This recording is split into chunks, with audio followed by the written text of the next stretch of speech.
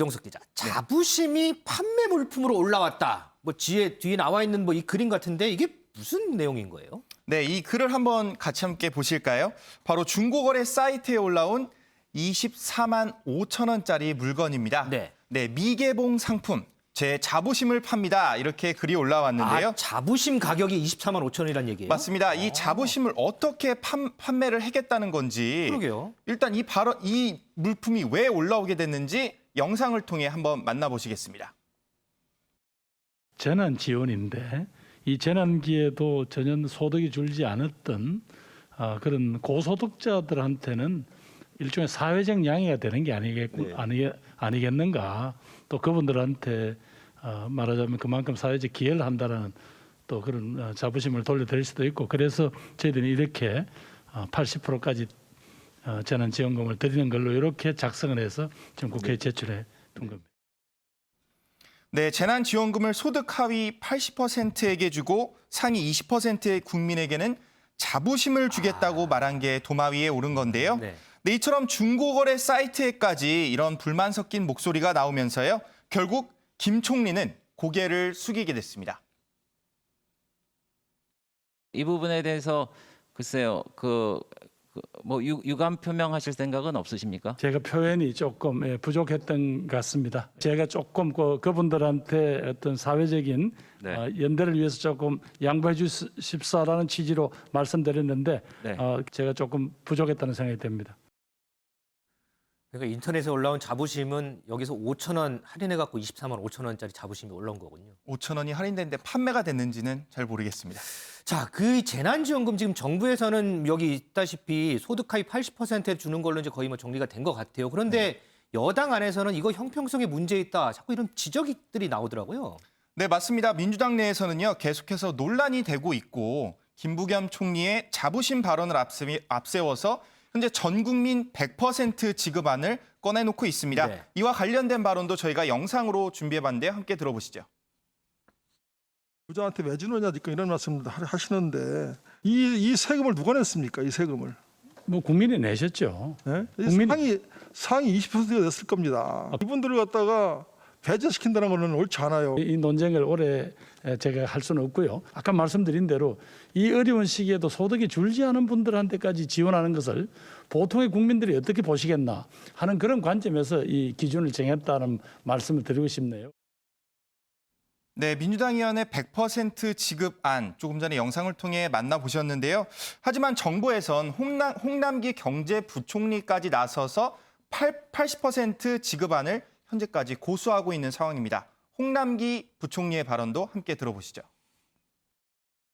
아마 그 시기에 맞춰서 이번 추경도 아마 준비되고 있다라고 생각을 하고 있고요. 그런 거죠? 예. 고개만 끄덕끄덕 하시네. 이제 대답하기도 귀찮으시고. 아닙니다. 예. 예. 이번에 코로나 1년 반을 거치면서 고용이나 보수에 아무 변동도 없고 자산이 늘어난 분들에게 과연 25만 원, 30만 원 드리는 것이 맞는지에 대해서는 아직 동의하기가 어렵고요. 그분들에게 들 돈이 있으면 저는 밑에 분들한테 더 줬으면 좋겠습니다. 전 국민에게 주는 날을 제가 다 찾아봤는데요. 사실상 없습니다. 한국만 줍니다. 네, 한국만 줍니다. 홍남기 부총리의 발언을 들어보셨지만 물러서지 않겠다는 의지가 굉장히 강력한 것 같은데요. 네. 당장 여권에서는 홍남기 부총리의 책임론까지 등장했습니다. 함께 들어보시겠습니다. 홍남기 부총리가 끝까지 반대하면 어떡합니까? 사실 그 부분에 대해서 아직 좀 조심스러운데 네. 당연히 뭐 민주당 입장에서는 관련 데이터나 이런 여러 가지 것들을 가지고 설득 작업을 해야죠. 한편으로는 지금 당내에서는 해임 건의를 해야 되는 거 아니냐는 목소리까지 지금 나오고 있는 상황이라서 당에서 어떤 목소리들이 더 이제 불거질지는 좀 지켜봐야 될 것 같습니다. 이 기자, 이 재난지원금도 그렇지만 지금 종부세 개편 두고서도 논쟁이 상당히 많던데요. 네, 맞습니다. 일단은 종부세 관련해서 그 송영길 민주당 대표가요. 최근 종부세 상위 2% 과세 기준 개편에 대해 이런 말을 했는데요. 송 대표의 발언도 함께 들어보시겠습니다.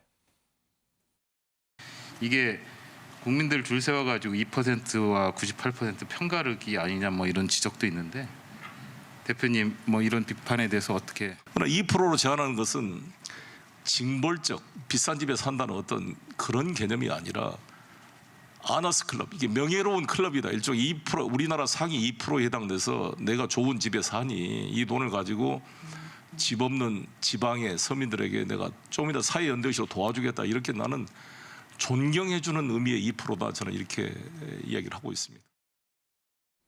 네, 상위 2%는요. 징벌적 과세가 아닌 아너스 클럽이라고 이렇게 지켜 세우기도 했는데요. 네. 일종의 명예로운 클럽, 좋은 집에 살고 서민들을 도와주니 존경해주겠다는 의미의 2%라고 강조했습니다. 그러면서 세금을 내는 사람을 존경하는 문화를 만들어야 한다고 전했는데요. 지금까지 전해드린 이 모든 내용, 재난지원금과 종부세 개편안, 바로 이 모든 건 국민의 혈세인 세금으로부터 시작이 됩니다. 그렇죠. 그만큼 정치권의 현명한 조치가 있기를 기대해 보겠는데요. 전 국민이 재난지원금을 8%, 그러니까 80%를 받게 될지 아니면 전 국민이 받게 될지 그것 또한 저희가 한번 지켜봐야 될 것으로 보입니다. 그렇습니다. 지금 코로나 때문에 여기저기서 힘들다, 지쳤다 이런 얘기 엄청나게 많이 나오는데 어쨌든 이 재난지원금 문제 어떻게 좀 매듭이 지어질지 이 부분이 상당히 좀 궁금하긴 합니다. 이 기자 잘 들었습니다.